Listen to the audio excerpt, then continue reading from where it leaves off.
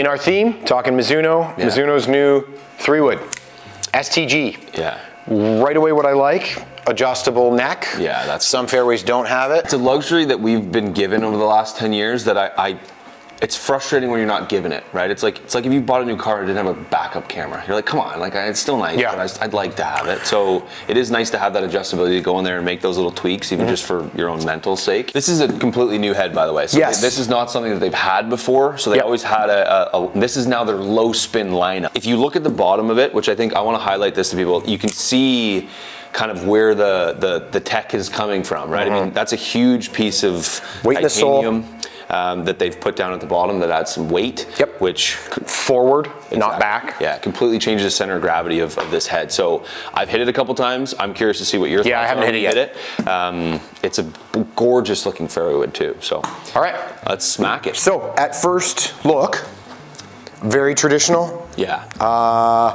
Reminds me of very similar to a Titleist shaped fairway. If you like a traditional head, look, just black head. Yeah. They've gone away from shaft. What are we hitting here? That's the Kylie 70S. Kylie, yeah, okay. So, I mean, honestly, not too dissimilar to the profile that you have in your own fairway wood right now. Something that should kick launch up a little bit. Yeah, stock offering. Exactly, not super heavy, not super stiff. So let's see what we got. Let's try it out.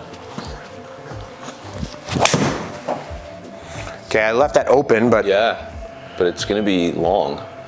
See, that's what this thing is built to do, man. I mean, it's built to go a long way. 2,500 spin is driver numbers. I mean, Matt doesn't. Honestly, and I didn't even hit it that good. It came off like a bat out of hell. I would almost argue. I would bet money that in a long drive contest, off a tee, you hit this almost as far as you hit. Yeah, it's okay. Well, let's. Because you're gonna launch it so much higher.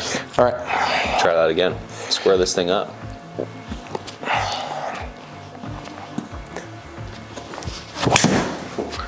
Again, toey, okay, but that's gonna be wow.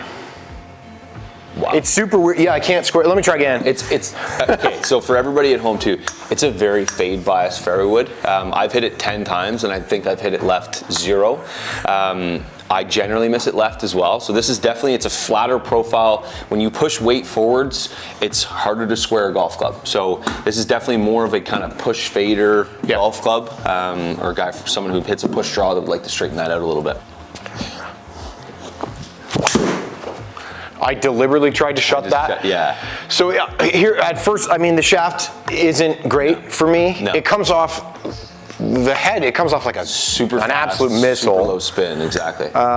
It's definitely the fastest fairway head I've ever seen at a Mizuno. Okay, give me one more here. Yeah. Nice. That sounded really good. Yeah, that was hit. Okay. So, I mean, I'm launching it pretty low. 151 efficiency, jumping off the, okay, hit one off a tee for me, just quick. So I know you have a few here, but hit one off a little baby tee. Holy son of a beast. That's what I'm saying. That's gone. I mean, this is the thing that I was gonna say too, is like, this fairway wood too, if you are a higher spin guy. It's another driver. It is another driver, man. It is, I hit it 3 times and I couldn't spin it more than 2,500. Okay, so, wow. So, okay.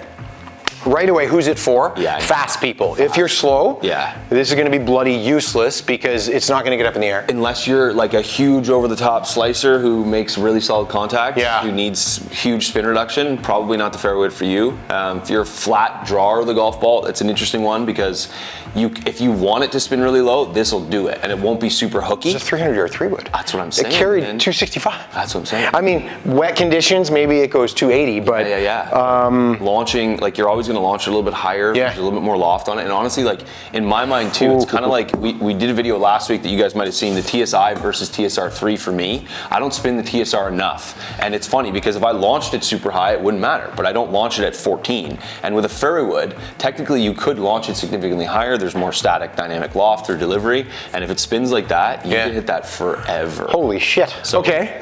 So let's modify, see what we can do. Yeah, exactly. Let's make that even better. Yeah. So that was a complete disaster, and that's part of the fitting. We are going to go to another shaft that I've got some experience with, Kyoshi Gold. Higher launch, higher spin. To make this a playable 3-wood for him, we've put a shaft that should kick things up a bit. That sounded nice. That was better. That was solid. Okay, that's kind of what we're looking for, right? So that's an improvement on the first one. Launch up a little bit, same shape, carries up. Total's about the same, 285. Okay. Which is nice. Spin, and again, for us, like with this head, it's capable of 1900 spin. We can't have that for Matt. So if I was fitting someone else, then obviously this would be a different conversation, but we need more spin. So this shaft hopefully gives that to us and hopefully gives Matt something that he can potentially play. Beautiful. Yeah, now we're finding it. That was phenomenal. So now I trust that this shaft's going to get the ball in the air. There you go. So now it's fading, it's up in the air. Yeah. See, like some people see that, like everybody has a miss that they're more comfortable with. Sometimes people would see Matt's like turn over left and go, I want that so bad. Matt does not. So he looks at that shot and goes, oh, I can play that. Yeah. Generally, Matt aims down the left center of the fairway. Yeah. He either hits it straight or he curves it 30, 40 feet, and he hits a lot of fairways like that. So again, there's 3,200 spin, faces more open, which causes that, but I'm gonna give you one more. Absolutely, let's see it. But this is a better combo, much better.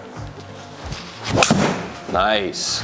You look, and it's funny too, because like I love fitting people because you look so much more comfortable. Yeah, it's just infinitely better. I can feel it loading. I know it's going to unload, get the ball up. Value of getting fit for a shaft. Huge difference. You could have hit that thing and gone, this fairway wood sucks. It feels good, but I don't get anything out of it. I hit it all over the place.